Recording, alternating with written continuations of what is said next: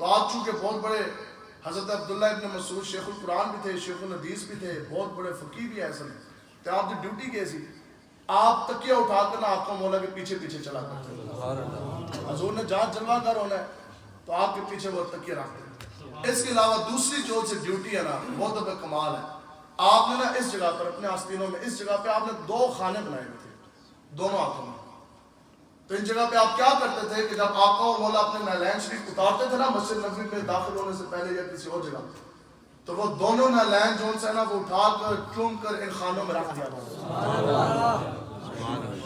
اب آقا و مولا کی امامت اللہ اکبر، حضور نے امامت فرما رہے ہیں، پیچھے صحابہ رسول اللہ اکبر کر کے نماز پڑھے، تو ساتھ ابو بکر صدیق پہ کھڑے ہیں، فاروق اعظم بھی ہیں، حیدر کرار بھی ہیں، ان کا دروازہ بھی ہے۔ تو کسی ایک صحابی نے یہ تو نہیں کہا کہ بدعت ہو گئی ہے، کسی ایک صحابی نے یہ تو نہیں کہا کہ شرک ہو گیا۔